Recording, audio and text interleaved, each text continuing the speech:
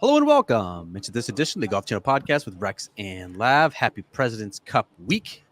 We're recording this on Wednesday evening, just prior to the start of Thursday fourball matches here at Royal Montreal. Rex, you've been on site since Monday. I got into town on Tuesday. How is your President's Cup week going? What are your initial impressions so far? Got into town late Tuesday, rough around the edges. How you feeling? Certainly better than if we had done this podcast on Tuesday. As mentioned, the previous podcast, the reason we have not done a podcast in about a week and a half is that I was in Buffalo for the Bills Jags Monday Night Football game. Did not get much sleep. My liver was hurting. My voice was hoarse. I'm battling some sort of sinus congestion and headache. So yes, we are recording this on Wednesday for a reason. Thank you for your understanding. To watch a bad football game. Don't forget that. Yes. An absolute shellacking in which I hope that everyone soon gets fired, but that's neither here nor there. I'm looking forward to this week. It's been a minute. You and I have taken off about 2 weeks. You have a mute button for that. Next time you do it, it's going to be a $5 fine. It's been 2 weeks, so we're a little out of practice. We apologize, but it's a big week. You and I both are looking forward to this. And you and I both were on the early live from today, so we spent 3 hours waiting for those pairings, waiting for the announcements, waiting to see what both captains rolled out. And honestly, you spent the morning trying to wrap yourself into a pretzel, trying to convince yourself that this time around, this is it. This is the magic time for the internationals to win this. For the first time in some of those players on the international team's lifetime, somehow they're going to pull off an upset. Tell me how you got to that point. I mean, this is exactly why you can't have 2 or 3 months to do anything, because you look at so much roster construction. You overanalyze the captain's picks, who isn't here, who should be here. You look at analytics and course fit for the golf course. You look at potential pairings and who would work well together. Like you could basically convince yourself of anything, right? Like you could convince me that the Americans are going to win by 6 points, and you could convince me, as I at least convinced myself as of about noon Eastern time on Wednesday, that the internationals could win this one. Why I do think this could be different, Rex, is I think multifaceted. One, you look at the Canadian crowd that we're expecting at Royal Montreal, and look, Thursday is supposed to be miserable weather. It's supposed to rain like an inch. It's going to be damp and cold, but like we're still expecting tens of thousands of hardy Canadians to be out on this golf course. For the first time, I feel like they're going to have a significant home course advantage, right? Like you have 3 Canadians on the team. You have a Canadian in Mike Weir, who's the captain, who's sort of idolized and a national hero in these parts.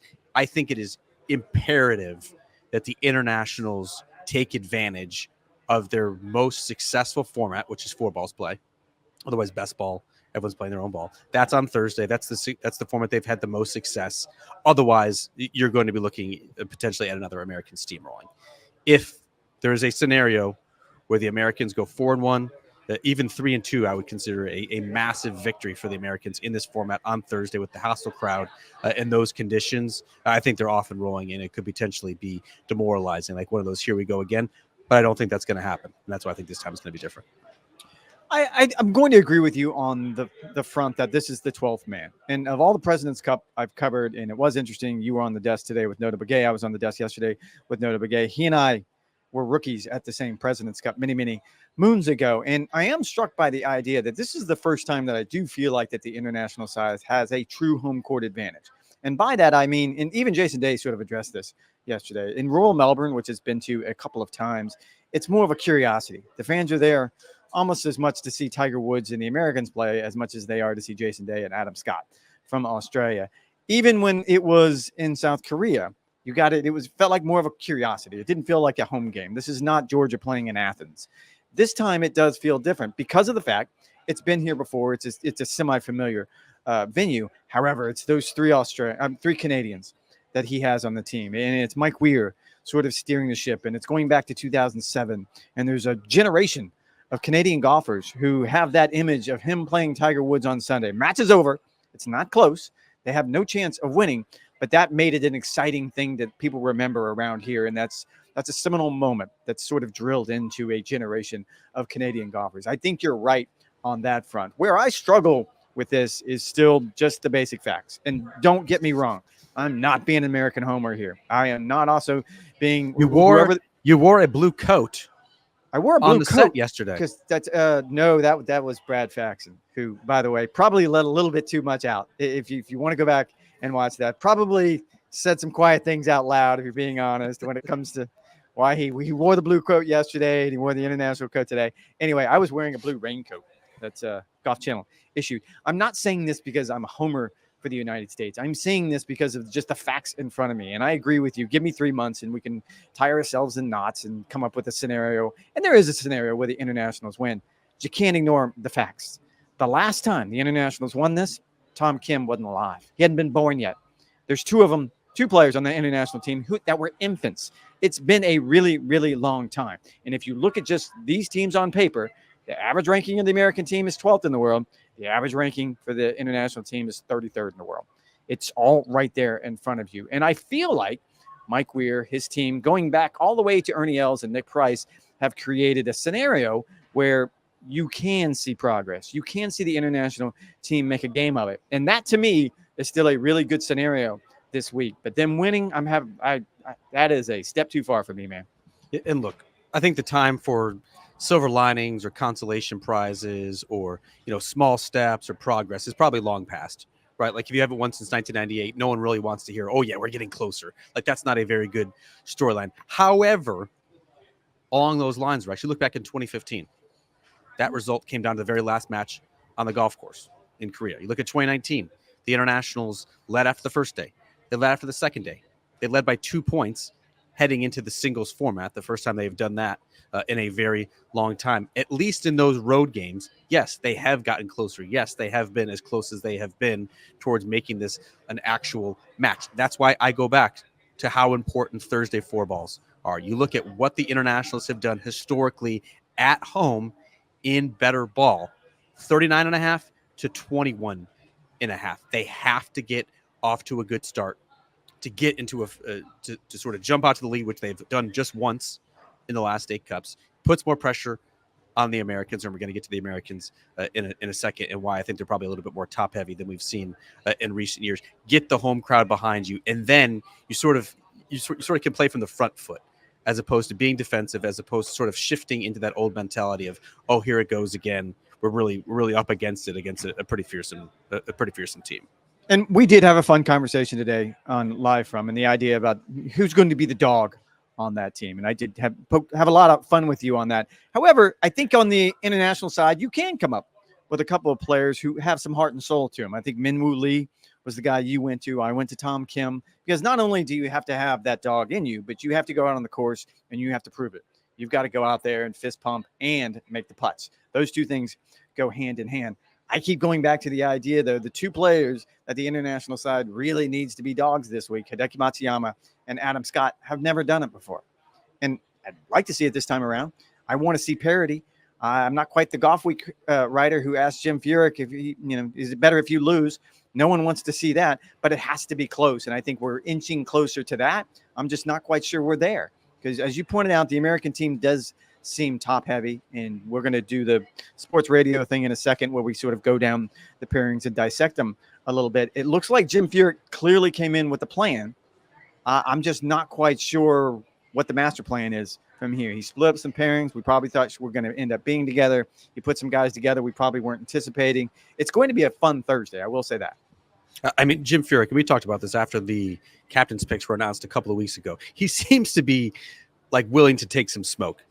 And he's not shying away from controversy. I think 2 of his captain's picks were controversial, and Keegan Bradley, who was an assistant captain, won the BMW against 50 players at altitude when he had not had a top 20 finish in 8 prior starts. You put him on the team as opposed to Billy Horschel, who gives you the exact same thing, just only with better form. He goes back to Max Homa, who has not virtually done anything since the Wells Fargo Championship, struggling with his swing outside the top 100, off the tee, outside the top 100, and putting. Regardless of what his record is in these last 2 cups, 7-1-1, he clearly is not in form. He clearly is not the top 10 player that he has been over the past couple of years. That is in the past. But Jim Furyk has now sort of garnered some attention and some controversy with that. But you mentioned then blowing up some of the established pairings with Patrick Cantlay and Xander Schauffele, Scottie Scheffler and Sam Burns. We'll get into that. I didn't think that was too controversial for him to do on Thursday. But he does seem to be inviting Rex, or at least opening the door for, this American team is very top heavy with Scottie Scheffler, Xander Schauffele, Colin Morikawa. You have some question marks at the back end of a lineup. You're playing a first true road game in a very long time. If you are the American team, you probably have a little bit of a leadership vacuum. No Tiger, no Phil, no Justin Thomas, no Jordan Spieth. Like, who's going to step up in that team if you do have a critical moment? Like, it really would not surprise me if the Americans lose. I'm not saying they will. We get to predictions at the end of this podcast, but he does seem to be opening the door for certainly some second guessing, but also for players not to be in position to perform their best this week. Well, and I did this report earlier today, and I talked to one member of Team USA who said the message this week has been very clear, quote unquote, no surprises. And this goes back to last year's Ryder Cup, where maybe through no fault of his own, Zach Johnson had to make some changes to what he planned on doing as far as pairings go. And you ended up with some players who weren't prepared to play together. Now, you would think that would be easy, but there is a mental element to this, knowing I'm coming into this week and you and I are going to be paired together on day one in fourball. You sort of wrap your mind around that. And I think that threw guys for a bit of a loop. It was clear Furyk showed up to that press conference today to announce those lineups with a obvious blueprint. He knew exactly what he was going to do. Took him 10 seconds.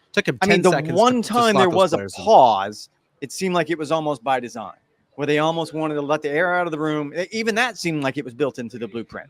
All right, let's give it a beat. Let's sit here and whisper for a minute, make people think we're talking, and then dive right back in to what we intended to do. I will say there was the most interesting part from those pairings today going into tomorrow was the idea of sitting Max Homa and Brian Harman. As you pointed out, Max Homa was clearly a controversial pick as a captain's pick for all the reasons you pointed out. He's not doing the one thing you really need to do well on this golf course, drive the ball well. He's not putting well. He's not hitting his irons well. Watching him the last 2 or 3 days, it doesn't look like he's entirely comfortable in the situation. Him and Brian Harman are going to end up paired together. They were a lone bright spot for the United States last year in Rome. For them to leave them out of the first day fourball session, which is by far the easier of the sessions. If you're going to ease someone in to a match who isn't playing very well, it's much easier to do it in fourball than in his alternate shot. So you're assuming that Harman and Homan are going to go out Friday in the alternate shot session. You're putting them in a position where suddenly there's so much pressure for Homan to find a fairway. Suddenly there's so much pressure for him to make a putt. All the things that he hasn't done this year, that to me is curious. It certainly is curious. We've hinted at this enough, and if you're listening to this podcast, you probably already know the pairings by now. Let's go match by match, Rex, about what Furyk and Mike we were thinking and who you would potentially give the edge to. Match one, and if I knew what I was doing technologically, we could have graphics and they could all be very fancy and very formal. Match one is going to be Xander Schauffele and Tony Finau versus Jason Day and Ben On. What do you think about that leadoff match for this President's Cup? For the American side, I will say I'm impressed because I think you can pair Xander with everyone, and we talked about this a little bit so far this week. When you but talk he hasn't, about but he hasn't, Rex. Historically, he has just sort of been partnered with Patrick Cantlay. I know they split up last year in Rome. Xander was not playing his best. Neither player was feeling his best, and there was sort of a makeshift moment that had to happen midway through that Ryder Cup when Xander Schauffele played with Colin Morikawa once. Patrick Cantlay had that memorable partnership with Wyndham Clark on Saturday when all the hats were going, and Patrick Cantlay did his thing over the last 4 holes to win that match. But historically, this has been a proven pairing for the Americans, and then they broke them up. And I don't mind that. Like this one, you're going to color outside the lines. I would still expect Xander and Patrick to end up together. They're obviously best friends. This goes back to the 2019 President's Cup when Fred Couples, who was an assistant captain at the time, talked Tiger into putting them together, and they've turned into a really good pairing. All that being said, Xander is the dog on the U.S. team. Without Justin Thomas, as you pointed out, Xander's going to be the guy that gets into people's faces. Jim Furyk said as much on Monday night on Live From. He said he doesn't say much when we have a microphone in front of him. He doesn't say much in public, but behind closed doors, it's clear he's a leader of that room. And we've seen Tony Finau perform really, really well in the matches. Go all the way back to Paris when he played really well with Brooks Koepka. I'm really good with that. I think the more interesting thing is on the international side there. Because, again, Jason Day and Adam Scott, I would almost put right next to each other as far as just disappointing. Everything they've done in this event is just disappointing. They have no highlight moments. They have nothing you're going to hang your hat on and say, yes, this is when they made their President's Cup moment. this has got to be maybe not Jason's week, but certainly Adam's week. And I think Ben On is a solid pairing for Jason Day, but I'm still going to need to see the production. Yeah, Jason Day, 5-11-4 in his career. I thought he was very interesting, Rex, on Tuesday in his press conference, sort of talking about his evolution and his thought process in these matches historically. He looked back to 2015 in career. He was the number one player in the world. He just won a major championship. He should have been the alpha for the internationals. Instead, he sort of looked around and thought, if these guys don't care, why do I particularly care? And he sort of went through the motions, earned a half point in what was a very narrow loss for the internationals. They certainly could have used their alpha and their top dog to show up. I think this is essentially Mike Weir saying to Jason Day, okay, you bought in. You want to be a part of this team. You're motivated now. You see how bad the guys want it. You want it now too. The Olympics sort of quote unquote opened your eyes to what it meant to play for something more than yourself. Okay, go out there and prove it. I'm going to put you in the very first match against the second best player on the PGA Tour this season in Xander Schauffele. And I'm with you. I love the move actually by Jim Furyk to put Xander Schauffele out with someone else. It seems like he's really coming to his own as a person, as a player this year with his elevated stature in the game, with his major championship experience, with the now well-roundedness of his game. You're right. You can be stronger in your American lineup by splitting those two up and letting Xander Schauffele even buoy a player who, I guess if you're Tony Finau, you may be a great iron player, struggles with his putter. I think this pairing could free him up. I think the Americans are going to win that first match. And to be clear, I don't think either captain won or lost today. I think what you ended up with is a scenario where Jason Day in the first group, Adam Scott in the second group. That's a single, I think, from Mike Weir to those two players specifically. Like, it's your time to finally get it done. The internationals aren't going to be able to win if one of you two doesn't produce, and you haven't done it up to this point. So you send them out. I actually love what Mike did in that second pairing, sending Adam Scott out with Minwoo Lee, because Minwoo Lee has so much energy, and he's a young player, and that's kind of been Adam Scott's cross to bear in these matches where he's a veteran. You always want to send a young player out that didn't have experience, and I think that's actually kind of drug him down a little bit. This seems the opposite. It seems as if he's almost trying to do what Phil Mickelson did all those years, where he pulled on the young players' energy. He did it with Anthony Kim that year. He did it with Keegan Bradley. If he can somehow spark something, and you can see very clearly what Mike Weir is trying to do here, I think it could be special. On the American side in that second group, it's Colin Morikawa and Sahith Theegala. Love that one too. You kind of have two California guys.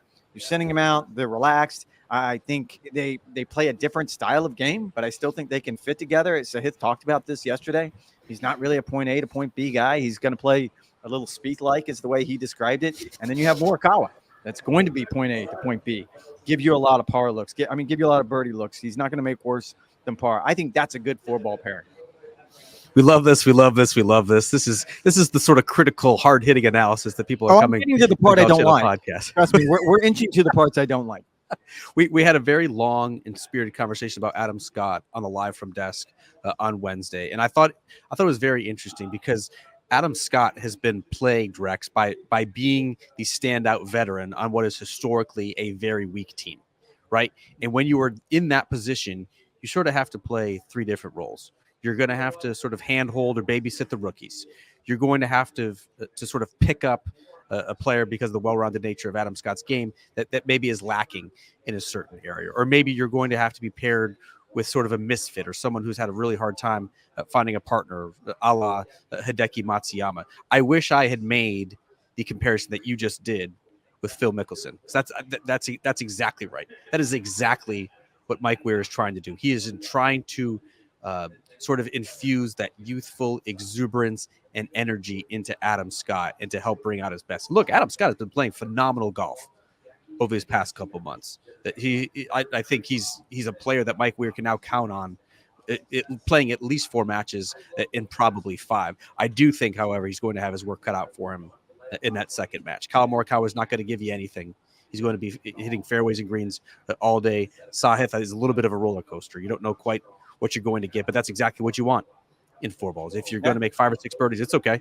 You can offset the bogeys or worse for him trying to be, as you said, Spieth-like. So I think that one is very evenly matched as well. This, I think, caught me by surprise. And then sort of looking back at it, I love it. Scottie Scheffler and Russell Henley will be together for the very first time against Sungjae Im and Tom Kim. Four great players, four players who have performed well over the past couple of months. Scottie Scheffler, obviously, for the past 3 years. What did you make of the decision to put Scottie with Russell Henley as opposed to Sam Burns, and how do you think it'll play? How do you think it'll pan out? As soon as you said on live from you, I think you referenced this as a statistician's dream. I immediately went to my laptop and started punching in some numbers. And here's what I came up with. Russell Henley is essentially just a less shiny version of Scottie Scheffler when you look at it statistically. And by that, I mean, this year on tour, go ahead. You had a line? You had to come back for that? No. Right, I think you're basically saying he's worse. He's a worse version of Scottie Scheffler. He's a working man Scottie Scheffler. I don't know another way of putting it. Like, he's not Scottie Scheffler, or he would be world number one or thereabouts. But he's still really good in almost every aspect of the game, specifically the aspects that are going to come in handy this week. Top 35 this season, tee to green. Top 35 around the green. Top 35 putting. Everything you need to do in this particular event, especially when you have that partner. Imagine a scenario where you, and again, we're going to get to the parts that we don't like, but this one, I'm with you. I really liked it. I don't know. And again, this is sort of the captains trying to match each other. I'm not quite sure I would have put Tom Kim in this situation where all the emotion in the world isn't going to hold up to that juggernaut. So I feel like maybe this is where Mike Weir whiffed a little bit. Yeah, I would have put Sungjae Im with Hideki Matsuyama. We'll get to that in a second. I think this has to be sort of an interesting match for Tom Kim as well. He idolizes Scottie Scheffler. It's been sort of a big brother, little brother situation. You saw how that played out at the Travelers Championship. I think that could potentially be awkward for him as well. The reason why I like that Scheffler-Henley pairing is that you look at what those two players do well in particular. They hit the center of the club face repeatedly. They will be hitting 15 and 16 greens in regulation. That just puts so much pressure on your opponent. I know Sungjae Im can do it too. To me, the X factor in that match is going to be Tom Kim. He has not played since Memphis and sort of that late collapse at the playoff opener in which he did not make the top 50. What has he been doing over the past 5 or 6 weeks? Basically tweaking his putting. He finally has his golf swing in a position in which he really likes it. He's changed basically everything with his putting, including his technique and his setup position. This is not the week. It sort of reminds me of Scottie last year at the Ryder Cup. He just started working with Phil Ken. This is not the week that you'll sort of want to be tinkering with that, a little bit unsure of how you're going to get the ball in the hole. I like Scottie and Scheffler. I do think actually Russell Henley will be a revelation in these President's Cup matches. You're such a betting guy. I would be curious. Between that Russell Henley, Scottie Scheffler group, I would say best ball. The over-under is going to be 18 greens in regulation and 14 fairways. You taking that? In other words, at least one of them is going to hit every green every fairway, and every hole.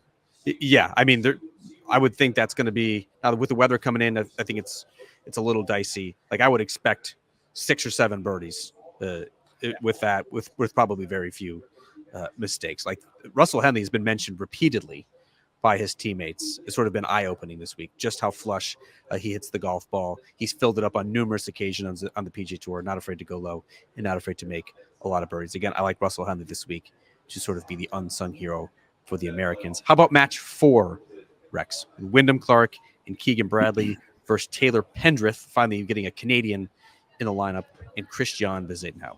If I was being brief, I would say only mid, because in this particular scenario, you can only sit 2 players. Like, 10 guys have to play on the first 2 days. That's just the way it works out. And I've already explained why on Jim Furyk's side, it just made sense to sit Max Homa and Brian Harman, at least from his perspective. So Wyndham Clark, who has not had a great second half of the season, but still qualified for the team. And Keegan Bradley, who we can sit here, as you pointed out, is probably at least maybe, I'm not going to say controversial. Maybe I'll go halfway, semi-controversial, simply because you probably could have picked someone else, but because he was going to be next year's Ryder Cup captain, there was an idea that maybe you throw him in the mix. And I'm also on the same side, on Mike Weir's side. Why did he wait until the 4th group to send the first Canadian out? We've talked about how important the 13th man is going to be this week. So essentially, we are an hour into play before they can really cheer for the first home-grown hero. So that one surprises me. I thought Nota Begay brought up a good point on live from when this is brought up. You want to get the crowd involved. You also want to put the player in the best possible position. And maybe that's the 4th group. Maybe that's with Christian Bezuidenhout. I don't know. I don't like either one of these, but you had to put somebody in that 4th group.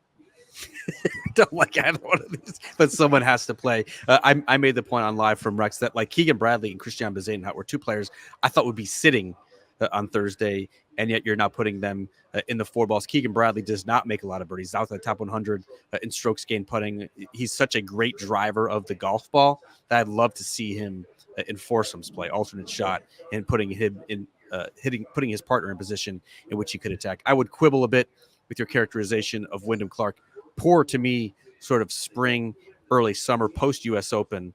He has certainly been trending in the right direction. He has the game for four balls as well. Can be erratic, can be very hot.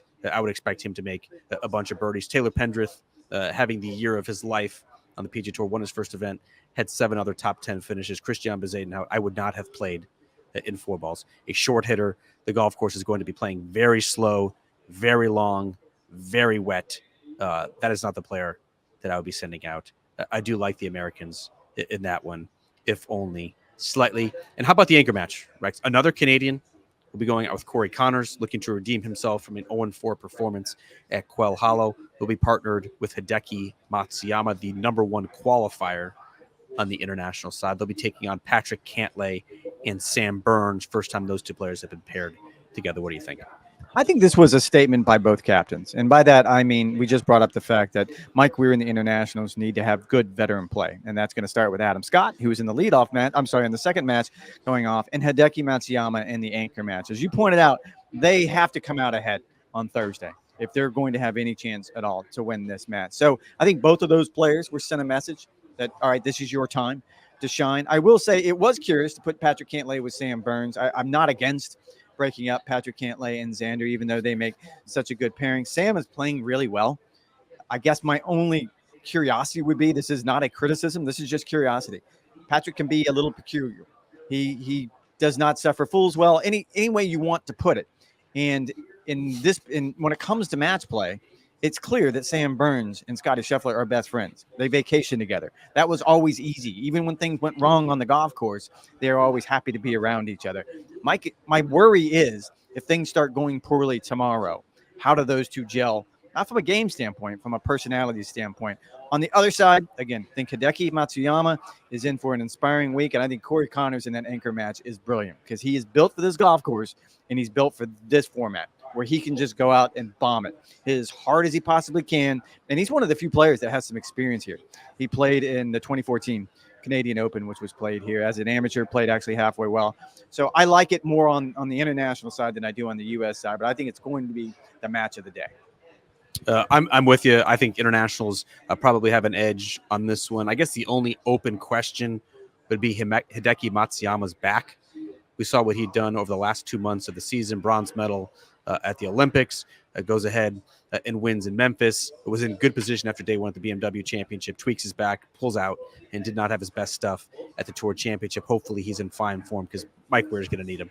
He's going to need his Haas to go all 5. He's going to need his Haas to play better than he has in the President's Cup in the past. And hopefully the hometown hero and Corey Connors can bring that out of him. I think you make a great point that I had not previously thought about Cantlay and Burns. Cantlay being sort of a dour presence that works with Xander Schauffele, who burns pretty hot, at least internally. Sam Burns, quiet as well on the golf course. Something in the statisticians must have loved that one. They're both above average putters on the PGA Tour, should at least give themselves some opportunity. I think selfishly, I'm hoping for a Hideki Matsuyama, Corey Connors win on that one, just to keep what I think would probably on paper be certainly an edge to the Americans. How do you see this one score-wise shaping up after day one? I mean, we're going to twist ourselves around and keep talking in circles. I can see a scenario, however, where the internationals come out ahead. Again, this is totally dependent on the two things that you and I have leaned into. And I started yesterday leaning into this on live from. You sort of came in behind me today and did the exact same thing, where if Adam Scott, and to a lesser degree, Jason Day, and Hideki Matsuyama, if they don't produce for the international side, I don't care how well the Canadians play or the Koreans play. You have to get production out of the top end of your lineup. If not, you're not going to have a chance. And my concern here is that we're going to end up with something along the lines of 2.5 to 2.5. And even though that's probably not a bad scenario for Mike Weir at this point, you need to do much better in this format. Because as I pointed out, going into Friday, alternate shot when it comes head to head, they are awful compared to the Americans. And by that, I mean they have been outscored in that format in the history of this event by 33 points. And so there's a reason why Mike Weir wanted to start with fourball. He has to get off to a good start. He has to have a lead after day one. But I see a scenario more so than one side winning and one side losing, where if you don't end up 2.5 to 2.5, it's 3-2, and it doesn't really help them out that much. I agree with you there. Rex, how about the players who are sitting out? That's going to be Max Homa, Brian Harman. On the American side, Siwoo Kim and Mackenzie Hughes. On the international side, if you're Jim Furyk, and you brought Max Homa on this team for a 7-1-1 record, and you do not play him in the format in which you're obviously going to be playing your own ball, you can get into a rhythm, you can make some birdies, you can also get away with some mistakes. Are you planning to play him on Friday? Are you sitting him until the weekend? Like, what are you going to do with Max Homa, who is clearly not in his best form right now? Well, it sends a message, and this is my curiosity when it comes into this, because a good captain, and this goes back to the Ryder Cup in 2012, when our colleague Paul McGinley sat Graham McDowell in the afternoon on Saturday, and Graham really wanted to play and was playing well. And as a good captain, he convinced Graham long before they got to Saturday, look, I'm only playing you in the morning, and this is why. And the reasoning was, I need you at 100% on Sunday, because I'm going to put you at the back end of the lineup, and I need you to bring every ounce of energy. And it got Graham wanting to run through a wall. It's a really cool story when you hear Paul tell it. If Jim has set up a scenario where Max understands why you're going to sit today, you may even sit Friday, but I'm going to need you on the weekend, because that's when the emotion needs to be ratcheted up the most. So save all your energy and save all of those fist pumps for Saturday and come through. I'm not quite sure that's the message he's sending, because from the outside, it's a lot easier for you and I and everyone else in this media center to look at that and be like, oh, Max isn't playing well. And he hasn't been playing well all season. And there's been nothing to show Jim since he's been here at Royal Montreal that he's turned things around. That would be a terrible message to send. It most certainly would be a terrible message to send. If you were going to play Max Homa over these first couple of days, why would you not put him in fourballs? Why would you not put him in a chance to get a rhythm instead? In a format he and Harman, who are clearly going to play together, yep, have had a lot of success when. So with that, I mean, if you're going to, if we're going to give out grades before the matches even start, I think that's where Jim's grade is going to take a hit. Yeah, Harman and Homa went 2-1 together last year in Rome.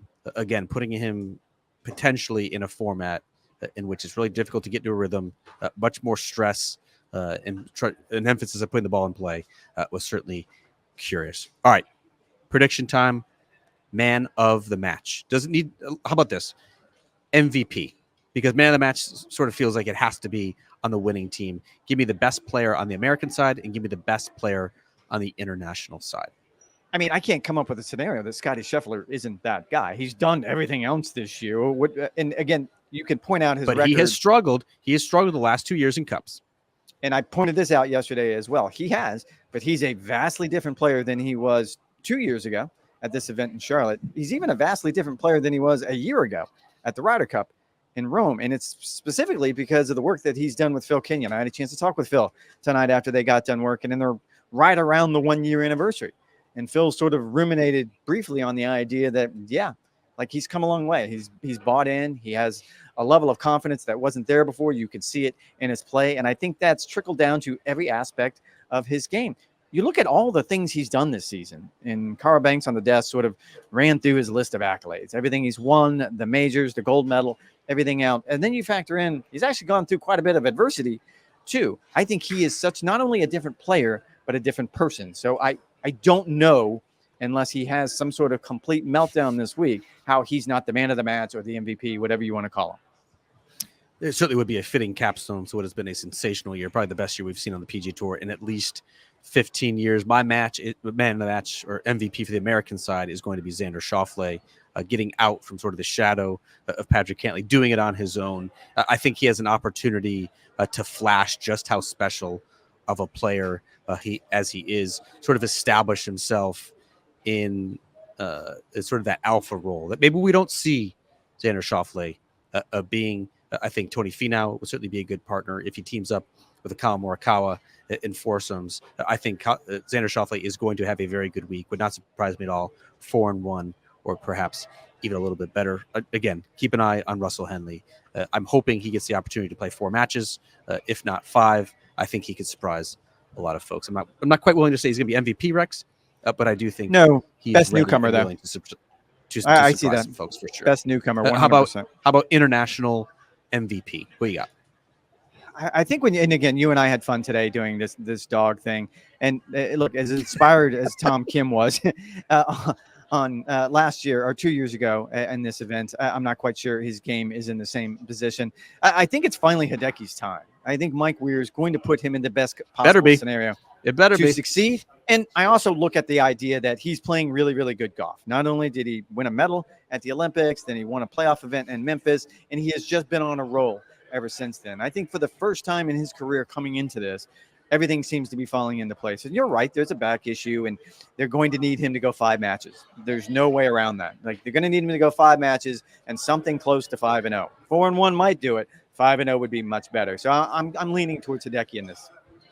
I like that pick. If you're Mike Weir, you better hope that Hideki Matsuyama has his best stuff this week at Royal Montreal. Perhaps my pick for MVP on the international team is maybe a little bit sentimental. I'm going Adam Scott as the MVP. He is desperate, Rex, to finally win a President's Cup for this international team. And I think he certainly has the form to back it up, sort of the confidence that he has. He said himself that he really wants to have a good performance this week at Royal Montreal, whether it's 4-1 or potentially going 5-0. His job this week is to be a veteran presence in that team room, sure, but his job this week is to put points on the board. I think Bin Moo Lee can sort of bring out the best in Adam Scott. And again, as we've mentioned a couple times, the only path for international victory is to have great weeks from Hideki, Adam Scott, and Sungjae Im, and hope on the American side that those top 3 certainly falter. Final score prediction is what and why?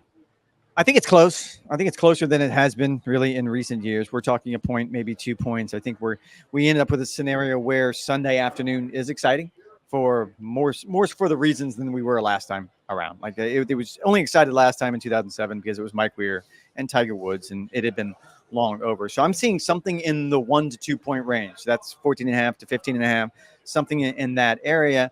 And I do think the Americans still win because I do think, like on paper and in real life, they're clearly the better team. So barring some sort of unprecedented collapse on the side of America's top players, I still think they have the weight, the strength, the moxie, whatever it is you want to call it, to finish this thing off. But I do think it's closer. I do think there is some parity for the first time in a long time. 2015, last match on the golf course. 2019, internationals led heading into Sunday singles. I would be shocked if this is a blowout, as some have predicted, just based on the strength of that American top portion. I'm with you. 15.5 to 14.5, maybe a tie. I would be stunned if this was anything more. A tie would be horrible. I'm just saying a tie is not out of the realm of possibilities. I don't see anything more than 16-14 on either side. 5 hours later, Rex, after thinking that the internationals could win, I'm back that I don't think it's going to happen. After seeing that was a fun trip, wasn't it? After seeing the Thursday pairings, knowing how important Thursday is going to be for the internationals, I have a hard time visualizing anything like a 4-1 start, which I think the internationals would really need to sort of pull out that 16-14 type victory. Again, I'd be stunned if this is not a close match. And again, that's probably not going to soothe any of the critics of this who say that this is a nothing event. This is boring. How can you have a matchup in which one team dominates all of them? I'm with you, but I do think it's going to be close. I do think it's going to be competitive. All right, that is going to do it for this edition of the Golf Channel Podcast with Rex and Lav. You guys know the drill. NBCSports.com/golf. We have plenty of content up on the site for the remainder of the week. We will also, folks, have mini pods each and every day at the President's Cup. Keep in mind, the action starts at 11:35 a.m. Eastern Time on Thursday. It's not the Friday start like you see with the Ryder Cup. 4 days of competition, unless, like in 2017, it almost ends on Saturday. So Rex and I will have a mini podcast Thursday, Friday, and Saturday, and the full recap pod on Sunday. As always, thanks for listening. Thanks for the support. We'll talk to you guys on Thursday night after the opening day of the President's Cup. They're making poor Johnson Wagner hit a driver now.